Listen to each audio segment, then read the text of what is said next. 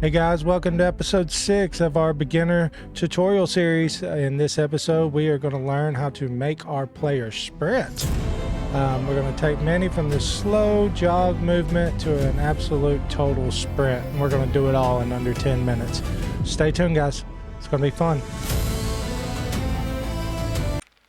Alright guys, let's get started. Okay, the first thing I want to do is I want to get rid of this grid on the landscape before we get into anything else. As you can see, it looks horrible, and we forgot to turn that off in the previous tutorial. So if you go right here to show and scroll down and uncheck grid, there we go. That looks a lot better, don't it? All right, now if we just press play, let me grab my gamepad. If you just press play right here and run around, looks a lot better. All right, now in this tutorial, you see Manny running here. And it looks good and everything, but it's just, you know, it's one speed.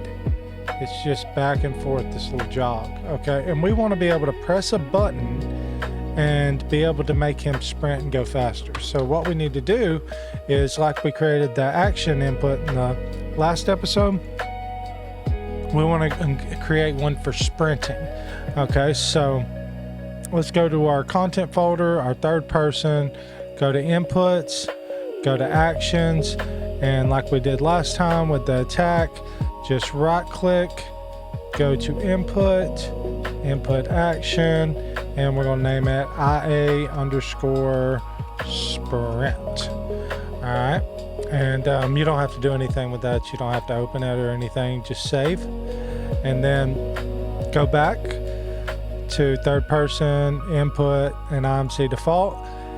Go to our mappings up here, just like we done last time, and press the plus icon, and then we're going to assign IA sprint to that. And I'm using a gamepad. You can put one if you're using a keyboard for that, but I'm just going to use the gamepad. So, and I like it to be X, which is face button bottom.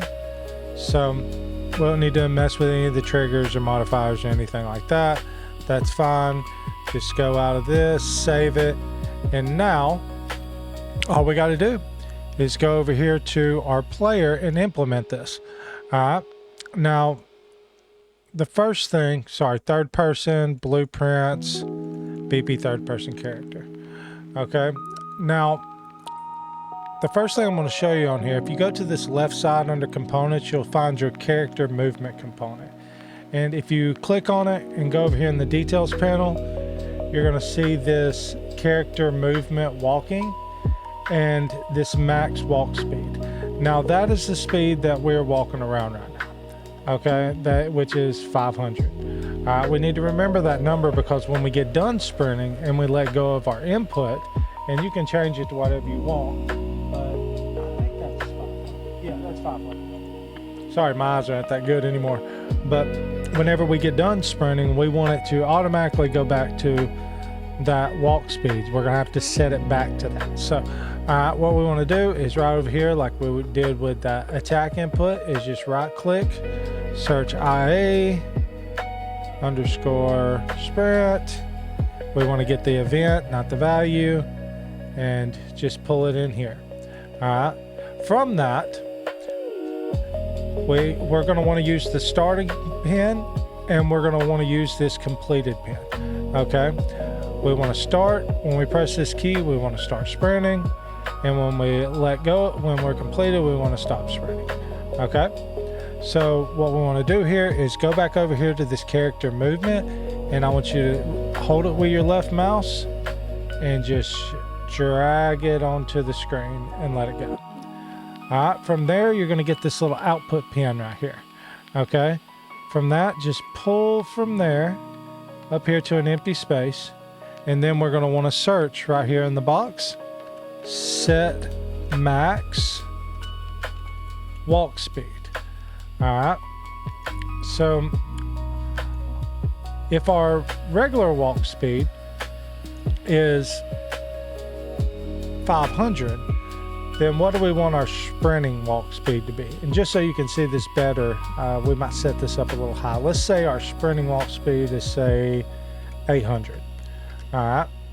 So on started, when we hit the input, it's going to set our max walk speed to 800. Now, on completed, all we got to do here is take this set max walk speed and press Control D and duplicate it. Bring it down here, and from completed, just pull it over here and then connect this pin again, this character movement pin, into the target. And go right here and set this on completed back to our original walk speed, which was 500. All right, and let's test this out real quick. Okay, so if we press play, all right, we're running around. Now I press the input, and hey, looky there, we are sprinting. I let go and we stop. I press it, we're sprinting. Let go, we stop. And guys, it's really that simple to set sprinting.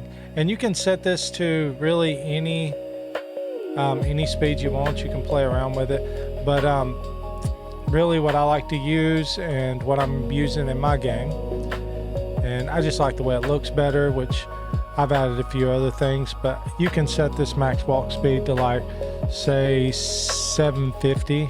I believe that's what I'm using.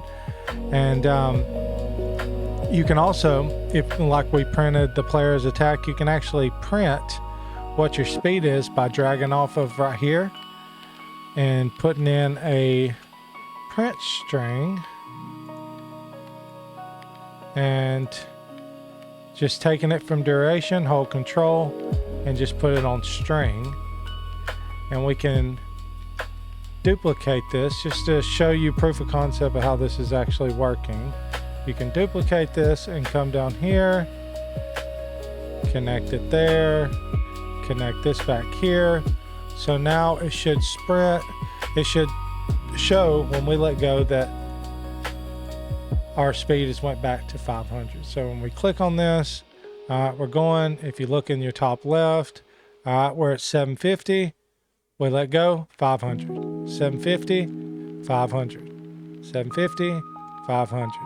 And that's about it, guys. That is adding sprint to your player in about 5 minutes. And it's very simple, it's not hard to do. And later on we'll go into like adding stamina and adding a health system and damage and all that stuff. And but the next upcoming episodes, we're most likely going to get into putting attack animations on our eye attack. So when we press this button, it doesn't say player is attacking, it has him actually doing something. And that'll probably come in the next episode. So guys, if you haven't liked and subscribed and hit that notification bell, please do it. Support the channel. I would really appreciate it. Also, my Patreon will be going live here and probably in the next day or so. On there, my Patreon members can get all the project files from all these projects that we're doing, all these tutorials. You can get all of those files on there, and you can reference them for yourselves just in case like you have any issues, some debugging problems, and you have to, you need to know, okay, what did I do wrong? You can just look at those, and also any future YouTube tutorials that come out, you'll have those project files as well. And there is a tier on there for putting like more advanced systems. Like I have a really nice modular fast travel system that I'm going to be releasing on there, which is really nice, easy to implement. A lot of the stuff like you're seeing in this tutorial, like the old saying goes, keep it simple, stupid. So that's what we're trying to do here. And a lot of people have a lot to say about, well, you should do this, you should do this. But hey, look, when I started learning Unreal Engine, I just wanted to see results. And that's what we have right here. We have this world, we have this grass, we have these trees, and now we have a player that can sprint. And he can stop sprinting, and he can sprint again. So, well, stay tuned for the next episode, episode 7. We're going to start attacking. So, thanks, guys.